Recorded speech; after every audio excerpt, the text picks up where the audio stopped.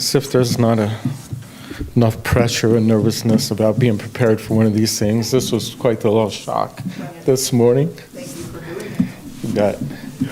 So to start with, just to get centered, I'd like to share with you a prayer that I use to kind of center myself. And it's one we always close our Course in Miracles group with. When I was in Denver at our church there, we learned this prayer was the Lord's Prayer, and we would say it in the Aramaic language of which Jesus spoke, which I don't have near the kind of expertise dialect that Mark brings to prayer, but this is how I pronounce it. So if you can imagine yourself being like on the Sermon on the Mount, and perhaps this is kind of what it sounded like, okay? Awun doeshmea, ned karashmak, terete maukuta, nakwe sevion ekanen doeshmea, abara, howl and lakma, soon kanu yomana, washwoken halbain, kanada kanan, shaklan il hayuin, ula tala enisiona, Elapisan membisha, mito dilaki maukutha, uhaila, utishbukta, la alam, alamin, amen. Thank you. Thanks. I thought kind of going along with the theme that George has been talking about, we've been talking about forgiveness.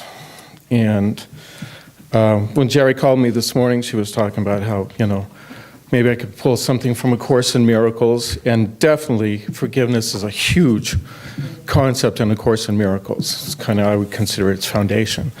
But I wanted to start this morning reading a little bit about that in particular, and it is from Neal Donald Walsh, and it's called The Little Soul in the Sun. I don't know if you've ever heard of it. He wrote it as a children's book, but I think it's profound, and if you'll bear with me, we'll give it a shot. Once upon a time, there was a little soul who said to God, "I know who I am." And God said, "That's wonderful. Who are you?" And the little soul shouted, "I'm the light." God smiled a big smile. "That's right," God exclaimed. "You are the light." The little soul was so happy, for it had to figure out what all the souls in the kingdom were there to figure out. "Wow," said the little soul, "this is really cool." But soon, knowing who it was not enough. The little soul felt stirrings inside.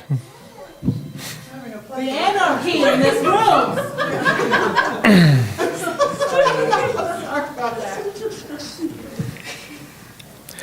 But soon, knowing who it was not enough.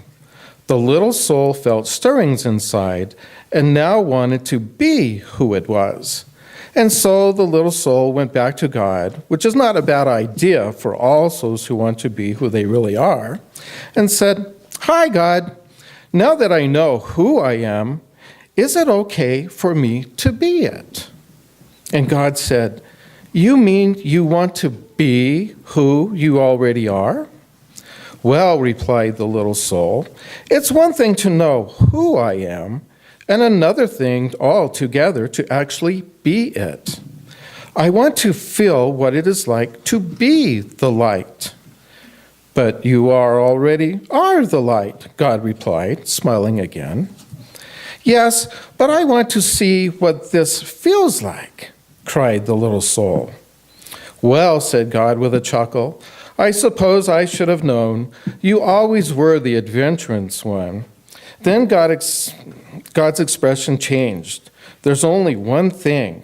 "What?" asked the little soul. "Well, there is nothing else but the light.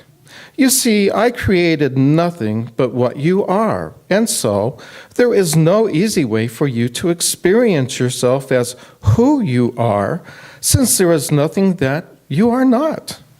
Huh? Said the little soul, who was now a little confused. Think of it this way, said God.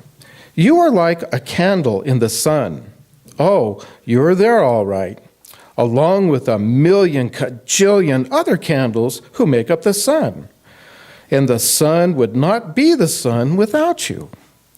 Nay, it would be a sun without one of its candles, and that would not be the sun at all, for it would not shine as brightly. Yet, how to know yourself as the light when you are amidst the light, that is the question. Well, the little soul perked up. You're God. Think of something. Once more God smiled. I already have, God said. Since you cannot see yourself as the light when you are in the light, we'll surround you with darkness.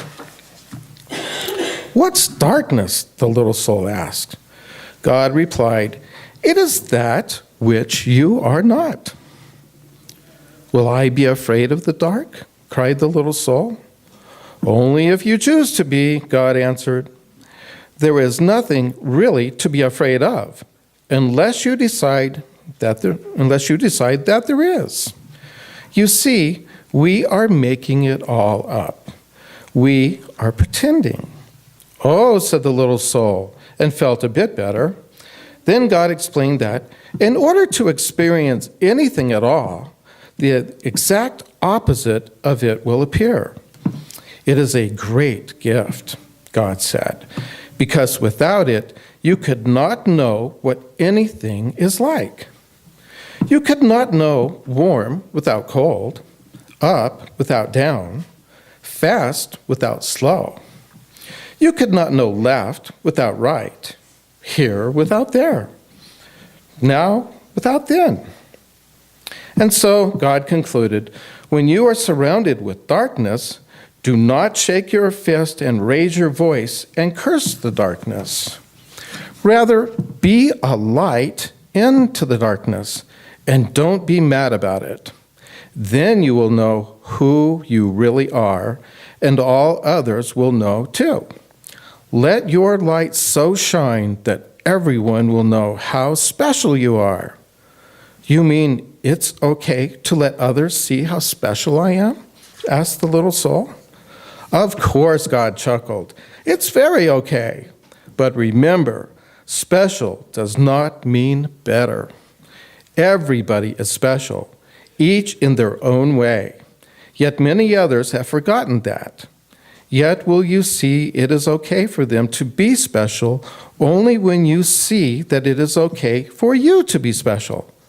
Wow, said the little soul, dancing and skipping and laughing and jumping with joy.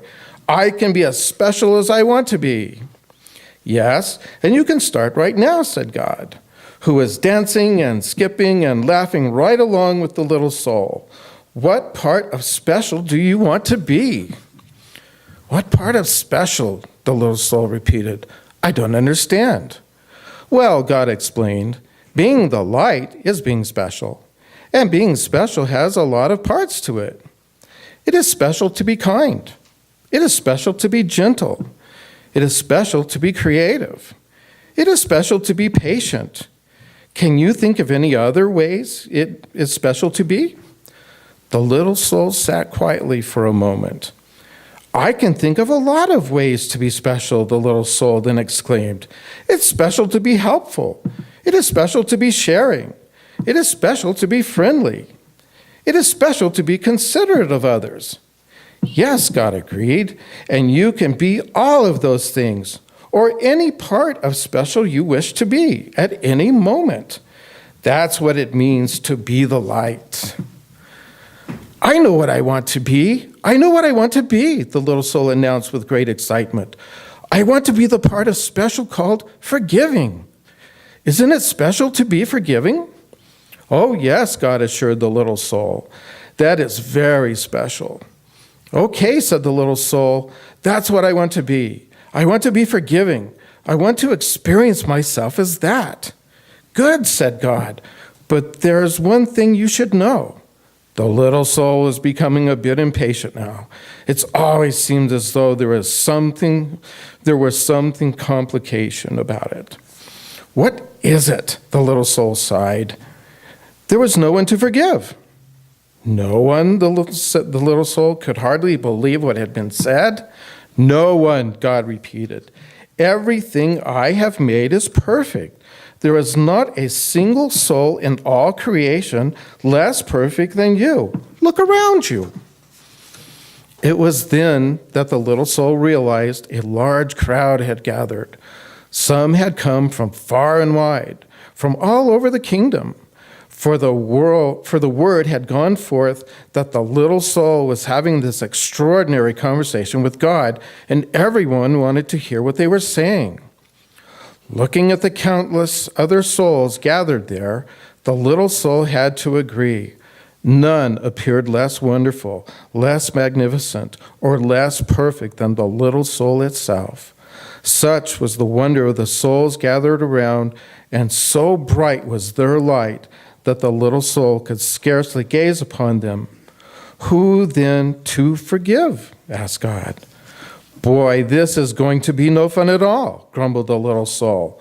I wanted to experience myself as one who forgives. I wanted to know what that part of special felt like. And the little soul learned what it must feel like to be sad. But just then, a friendly soul stepped forward from the crowd. Not to worry, little soul, the friendly soul said. I will help you.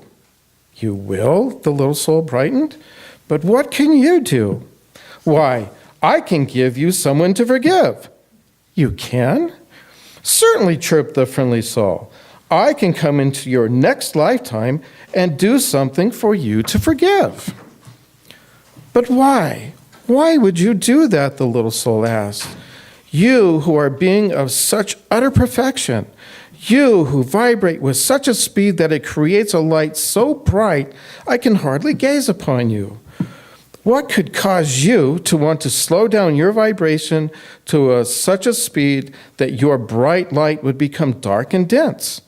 What could cause you, who are so light that you could dance upon the stars and move throughout the kingdom with the speed of your thought, come into my life and make yourself so heavy that you could do this bad thing? Simple, the friendly soul said. I would do it because I love you. The little soul seemed surprised at the answer. Don't be so amazed, said the friendly soul. You have done the same thing for me. Don't you remember? Oh, we have danced together, you and I, many times. Through the eons and across all the ages we have danced. Across all time and in many places have we played together. You just don't remember. We have both been all of it. We have been the up and down of it, the left and the right of it. We have been the here and the there of it, the now and the then of it. We have been the male and the female, the good and the bad, and have both been the victim and the villain of it.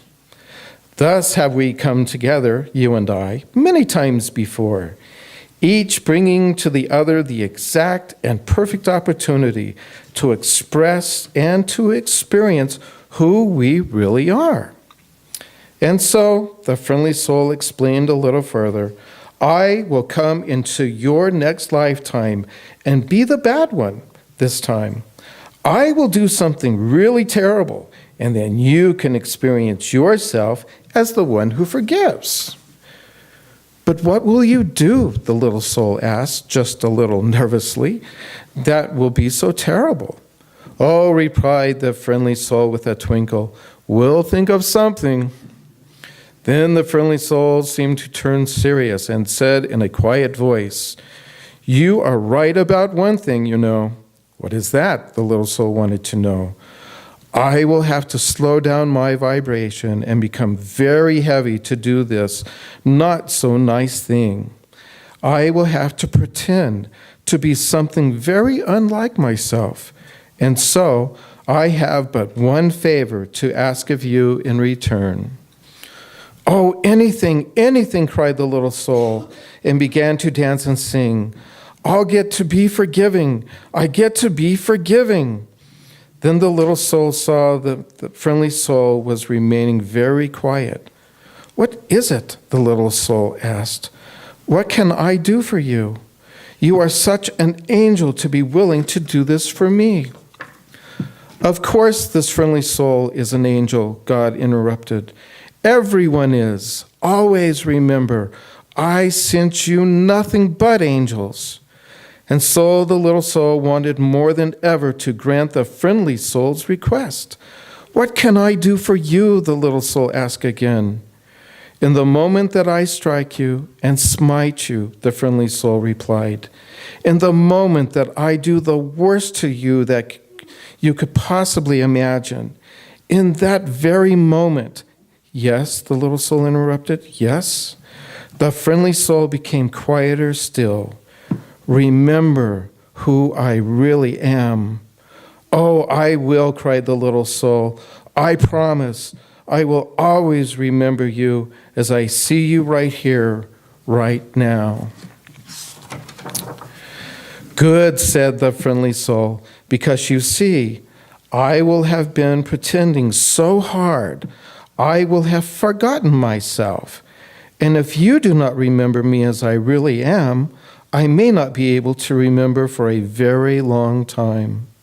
And if I forget who I am, you may even forget who you are, and we will both be lost.